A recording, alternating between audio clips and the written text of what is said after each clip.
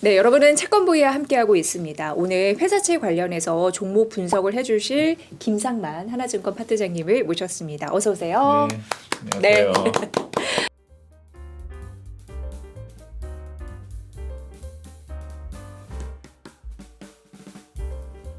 오늘 뭐 수능 날인데 그래도 춥진 않고 그래도 비 오는 게 그나마 좀 나으려나요? 예. 오늘 수능 보시는 분들 채권부위가 응원하겠습니다. 이 시간에 굉장히 열심히 또 보고 계실 텐데 좋은 성과 얻으셨으면 좋겠고 오늘은 어떤 또 회사채 종목을 소개해 주실지. 예, 오늘은 좀 되게 좀 흥미로운 기업입니다. 뭐 회사 내용도 그렇고 회사의 최근에 이제 일상적이거나 이제 뭐 그런 안정적인 그런 것보다는 좀 다이나믹하고 스토리가 있는 회사고요. 이제 CJ CGV입니다. CJ CGV 하면은 그 영화가 딱 떠오르잖아요. 근데 대표적인. 예, 최근에 영화를 본 적이 있으신지 영화관에 가서. 가장 최근에 영화관에 언제 가서 영화를 봤는지 사실 꽤 오래돼 갖고요. 1년 이상. 기억이 1년 이상 된 것 같습니다. 그 코로나 예. 기간에도 안 가셨으면. 그렇죠. 이제 코로나 3년? 풀린 다음에 어떻게 한 번 정도 갔었던 것 같은데 그것도 꽤 된 것 같아요. 그래요. 저는 최근에 그 미야자키 하야오 감독의 그대들은 어떻게 살 것인가 그 영화를 보고 왔거든요. 네. 사실 CJ CGV랑 연관이 없는 롯데시네마 가서. 왜냐하면 그 통신사 그 VIP 그런 혜택이 있잖아요. 근데 이렇게 보다가 물론 그 하울의 성 너무 재밌게 봐서 또 그 감독님이 뭐 은퇴 막 그런 얘기를 하다가 결국 또 작품을 내놓고 뭐 그래서 관심이 많았었는데 어쨌든 평점은 그렇게 높지 않은데 순위는 1위더라고요. 그래서 보고 왔는데 제가 그날 저녁에 그 전날 저녁에 너무 무리를 해서 꽤 시간이 길었는데 좀 졸았어요. 그래서 시간 가는지 모르고 시간 가는지 모르고 좀 졸았어요. 그래서 감독님께 좀 미안한 마음이 들더라고요. 어쨌든 근데 졸지 않았으면 재밌었을 것 같다라는 생각은 듭니다. 그래서 저도 굉장히 오래간만에 가서 영화를 봤는데 사실 영화관이 좀 텅텅 비었어요. 롯데 시네마긴 한데. 그래서 우리가 전세 냈다 그래서 편하게는 봤는데 요즘에 좀 그런 부분에서 좀 짚어볼 부분도 많은 것 같아요. 맞습니다. 그런 거 관련해서 뭐 이 회사뿐만 아니고 그 영화관 롯데 시네마나 뭐 대표적인 또 어디가 있죠? 이름 메가박스?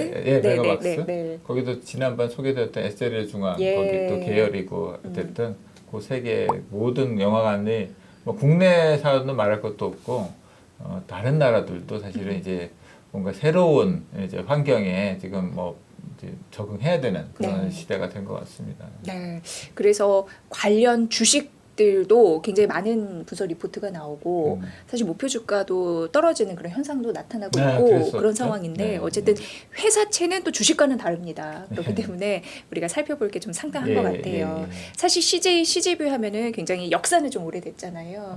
역사는 한 25년 이상 됐죠. 25년 정도. 여기가 워낙 이제 과점 체제의 시장 지위를 갖고 있는데 좀 궁금한 게 좀 많습니다. 소개를 좀 부탁드릴게요. 뭐 이제 99년도에 이제 설립된 걸로 이제 나오고 이제 그런 영화관 영화 상영업이 이제 메인 이제 그런 거고요. 지금 상장이 돼 있고 CJ 그룹 계열사고 이제 지배 구조는 이제 그 지주회사인 주 CJ에서 그러니까 이제 최대 주주로 지분을 이제 33.6% 이제 9월 말 기준으로 가지고 있고요. 근데 이제 채권으로서는 등급은 A- 등급이에요. 그래서 뭐 아주 높지도 않은데 뭐 그렇다고 해서 또 이렇게 아주 밑에 위험이 큰 낮은 등급도 아니고 중간 적당한 정도에 이제 걸쳐 있는데 같은 지금 3년 기준으로 이 채권은 한 7.14%를 평가를 받고 있는데 같은 A- 등급 중에서는 상대적으로 좀 금리는 좀 높은 편입니다. 비교도 이제 쉽게 주식으로 말하면 좀 할인이 돼서 거래가 되고 있다고 그렇게 말씀드릴 수 있을 것 같아요. 그리고 그러니까 평가 수익률 금리가 한 7% 정도면 굉장히 고금리다 이런 느낌이 쫙 와서 더 회사채로서는 관심이 가는 상황입니다. 뭔가 회사채다운. 지금 우리나라의 대표적인 이제 영화관 사업자가 이제 세 개 회사가 있는데요. 이 회사하고 이제 롯데시네마가 아까 메가박스. 근데 이 회사는 한 전체의 한 반 정도 50% 시장 점유율을 이제 장기적으로 안정적으로 유지를 하고 있고요. 전체 공통적으로 업계 공통적으로 코로나 이전의 그런 관람객 수 수준 아직 회복은 못 하고 있어요. 예. 그리고 지금 뭐 매출은 당연히 뭐 국장 이제 표 입장료 그 수입이 뭐 절대적이고요. 그다음에 뭐 무슨 컨세션 돼 있는데 이게 표현이 이게 뭔가 했는데 이거는 그냥 팝콘 콜라라고 팝콘 콜라. 네. 그거라고 보시면 됩니다. 네, 극장 안에서. 그래서 먹을 거 파는 이제 간식 매출. 그다음에 그래서 현재 이렇게 운영하고 있는 극장 수는 국내 한 200개, 그다음에 해외는 합해서 한 400개 좀 안 되게 한 600개 정도의 그 극장 사이트하고 스크린 개수는 한 4,200개 정도를 이제 하고 있고요. 예. 해외에는 지금 뭐 중국은 이제 전체 워낙 땅덩어리가 큰 나라고 하니까 튀르키예나 베트남 같은 경우에는 상당히 이제 그쪽 지역 내부적으로 보더라도 꽤 이제 비중을 차지하고 있는 그런 사업자로 일단은 그렇게 자리매김을 하고 있습니다. 네. 그러니까 코로나19로 네. 굉장히 어려운 시기를 겪었던 업종 중에 하나가 그렇죠. 그 가장 업종 중에 대표적인 하나에, 뭐 여행이라든가 그러니까요. 영화관. 영화관. 그 중에 또 하나의 종목이 CGV인데 CGV, 굉장히 각고의 노력을 하는 걸로는 알고 있어요. 그래서 찾아보니까 뭐 재무 그런 부분도 일부 좀 개선은 됐다고 하는데 아직까지는 미흡한 그런 상황인가 봐요. 그렇죠. 아직은 뭐 재무적으로는 아직은 많이 좀 미흡한 상황입니다. 네. 또 코로나 시기에 딱 보시면은 이제 여기서 매출액하고 영업이익 부분을 봐주시면은 2019년까지 한 2조 가까이 매출이 갔다가 2020년에 거의 한 4분의 1 토막이 나버립니다. 예, 이때가 이제 코로나. 그냥 바로 터져서. 그냥 제일. 그러니까 뭐 이 이익을 그래도 뭐 한 5% 이상 이익 마진율을 지금 이제 내고 있었던 회사가 뭐 하루 아침에 그냥 뭐 수천억 적자 들어섰죠.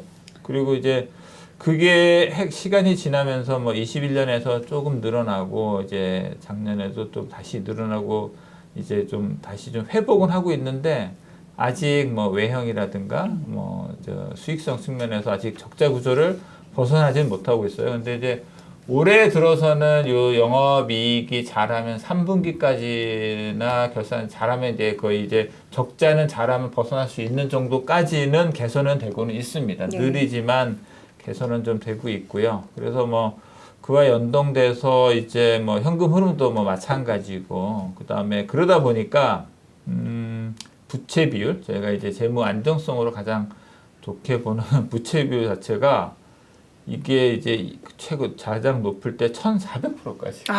이건 2020년도. 20년에 가장 안 좋았을 때 그때가.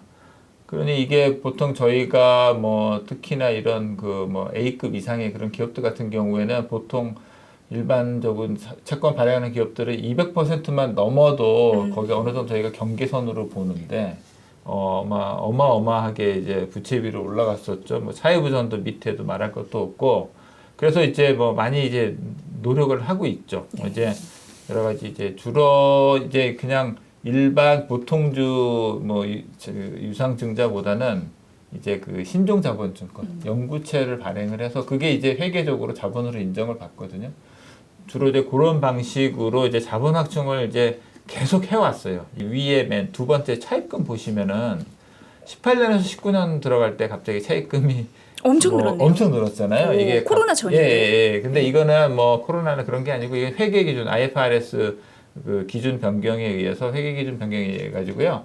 저희가 이제 극장 사업자 같은 경우에는 보통 이제 자기가 이제 그 극장 그 건물을 직접 보유를 하지 않고 이제 건물 장소로 공간을 빌려서 이렇게 그 스크린을 확보해서 운영을 하는데, 그게 이제 회계 기준상에 그 예전에는 그냥 빌려서 하는 거면 여기 임차료 그런 부분에 대해서는 내가 부채로 안 잡고 그렇게 회계 처리했었는데, 그게 좀 바뀌어가지고 그거를 이제 그러니까 임차 부채에 대해서 임차 보증금 그런 부분에 대해서 그걸 부채로 잡아야 된다. 그렇게 회계 기준이 바뀌어가지고 이제 그렇게 된 거예요. 그렇게 해서 근데 어쨌든 간에 그 고정비 부담이 좀 뭐 크긴 한 거죠. 그러니까 내가 어쨌든 임차료는 계속 내야 되는데 극장 수입은 막 안 들어오고 막 그러면 이제 계속 적자가 커질 수밖에 없는 그런 상황이 된 겁니다. 네. 최근 이제 OTT 시장으로 많이 쏠리면서 네. 그런 부분도 있고 한국 영화 같은 경우에도 흥행이 좀 저조해서 볼만한 게 과연 있을까라는 의문을 들게 하는 그런 부분도 있고 여러모로가 겹치다 보니까 약간 좀 아쉬운 그런 네. 성적을 내고 있는 것 같더라고요. 네. 그 관람객 수가 코로나 이전에 한 5, 60% 수준밖에 이제 아직 회복을 못했다고 해요. 이게 이제 보면은 이 차트가 이제 월별 관람객 추이인데 보시면은 대충 이렇게 그 기둥의 이제 높이를 이렇게 얼추 보시면은 뭐 한 예전에 한 5, 60% 가시적으로 볼 수 있죠. 그래서 투자를 해가지고 영화관을 확보를 해놨는데 코로나 확 오니까 어려움이 사실은 더 가중됐었던 측면이 있습니다. 해외 진출을 해서 우리가 좀 글로벌한 사업 입지 기반을 확보한 것 자체는 성장성이라든가 뭐 그런 측면에서는 이제 뭐 우리가 향후 기대해 볼 수 있는 또 그런 측면이 있는 거죠. 그래서 2006년에 중국, 그다음에 11년에 이제 베트남, 이제 12년에 인도네시아, 그다음에 16년에 뭐 튀르키예 뭐 그렇게 진출한 걸로 돼 있는데 네. 이미 터키 예전에 튀르키예, 그다음에 이미 베트남하고 튀르키예에서는 뭐 거의 이제 1위 사업자 그러면 일단 자리를 잡았어요.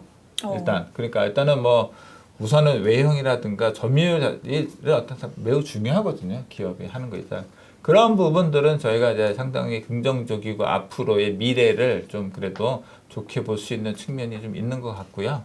근데 이제 그렇긴 한데 네. 뭐 돈은 아직 못 벌고 있죠. 네, 돈은 아직 못 벌고 특히나 이제 튀르키예 같은 경우에는 기억하실지 모르겠는데 터키 리라화 가치가 급락하면서 어쨌든 터키에 투자한 것 자체는 터키 자산, 터키 리라화에 투자한 셈인데 리라화 가치가 급락을 하니까 그런 환차 손에 따른 그런 손실도 많이 회사가 인식하면서 손익계산서 실적상으로 또 많은 또 이런 또 데미지를 좀 받은 바가 있습니다. 네.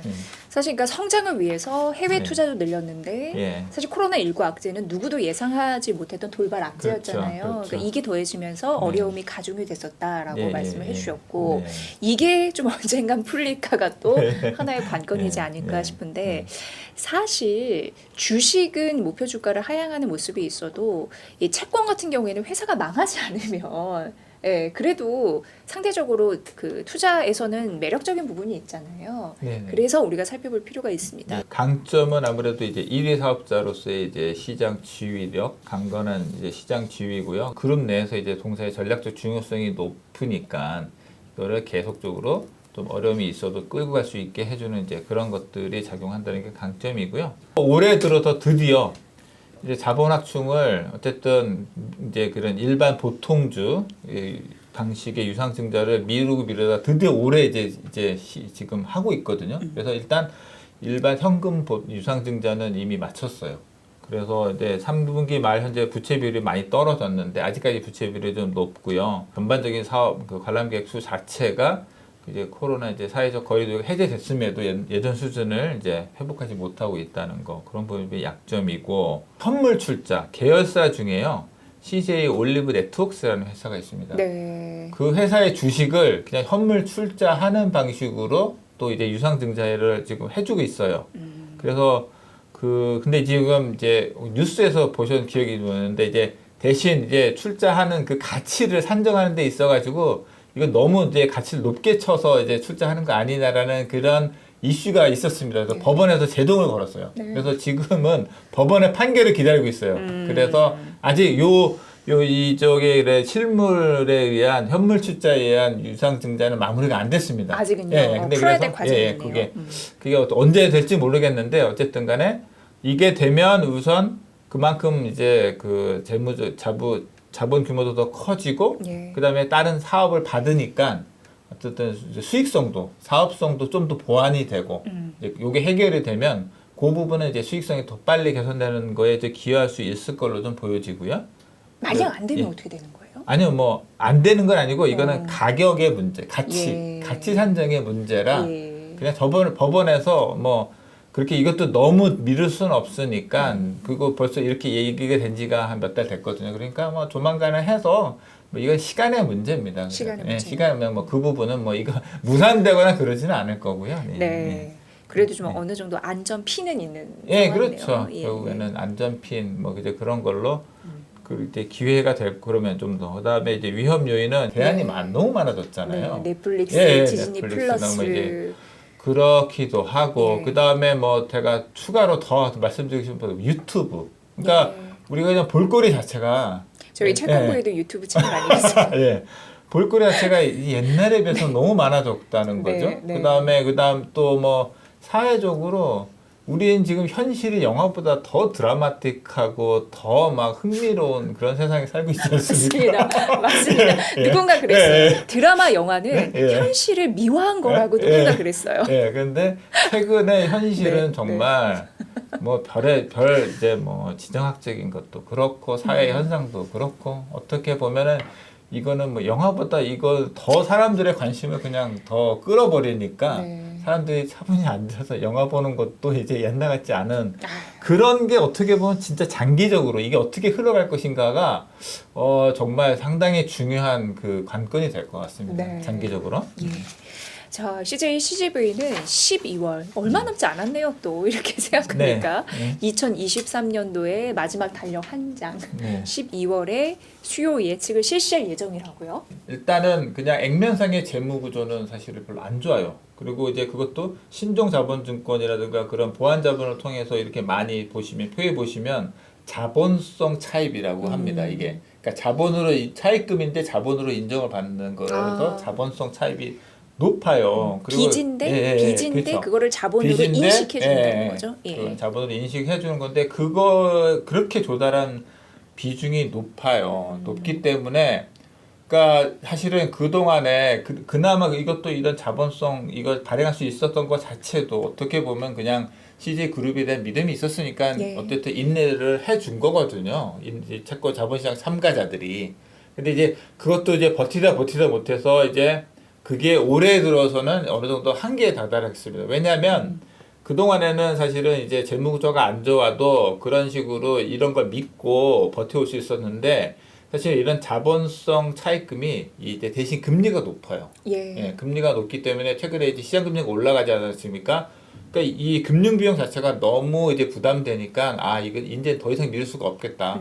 그러니까 이제 그냥 일반 현금을 통한 자본 확충을 해야겠다라고 해서 지금 그게 이루어지고 있어요. 그래서 지금까지는 사실은 이 회사의 채권에 대해서는 그래서 일반 차입금 회사채는 많이 발행을 안 했었어요. 아마 발행을 안 했었고 워낙 이런 이제 그 자본성 그 채권을 많이 발행하고 하니까 별로 대중성은 인지도나 이제 개인들이 많이 투자를 접근성이 떨어지는 그런 종목이었습니다. 그래서 근데 이제 요번에 이제 일반 회사채를 이제 발행을 해서 뭐 신종자본증권 이제 만기 도래하는 게 있어서 일단 그것도 좀 이제 그 상환을 하고 그런 재원으로 쓴다고 하는데 제가 보기에는 일단 지금 가는 방향성은 어쨌든 조금 더 자본이 재무구조가 이제 그 개선되는 방향으로 가고는 있으니까 금리 메리트를 보고 접근해 볼 만한 이제 그렇게 관심을 가지시고 볼 만한 그런 건데 대신 이제 장내 채권 시장에서 이 와중에 활발하게 거래되고 있는 CJ의 그 신종증권이 있습니다. 이게 저기 보시면은 그 22년도에 발행한 35회차 영구 전환 사채거든요. 이게 이렇게 장내 시장에 이렇게 거래 내역을 보면 꾸준하게 거래가 돼요. 이게요? 예, 이 종목이. 그래서 이거 아마 이 종목을 뭐 그 개인적으로 이제 직접 채권으로 장내 시장에서 거래하시는 분들은 친숙하실 거예요. 네, 자주 보이니까. 거래는 많이 됩니다. 거래는 많이 되고 그다음에 그걸 하나 말씀드렸고 또 하나 추가적으로 이제 이 회사뿐만 아니고 제가 이제 신종자본증권에 대해서 투자하는 거에 대해서 한번 좀 참고 말씀을 좀 오늘 더 드리려고 이 자료를 한 건데 이게 보통 이제 신종자본증권 하면 보통 뭐 만기가 뭐 30년 해서 연장할 수 있고 해서 거의 연구체 형성격으로 발행을 하거든요. 근데 실제로 그렇게 장기로 투자를 하려고 들어오는 사람은 없어요. 투자자들은. 근데 이제 이게 중간에 콜 옵션이 있습니다. 이게 보통 5년에 걸려 있어요. 그래서 보통 이제 5년 돼가지고 이제 회사가 콜 행사해서 상환을 안 해버리면 이제 이제 가상금리를 이제 더 올려버립니다. 그래서 회사가 어쩔 수 없이 이제 5년 지나면 어쩔 수 없이 상환을 할 수밖에 없게 만드는 장치를 만들거든요.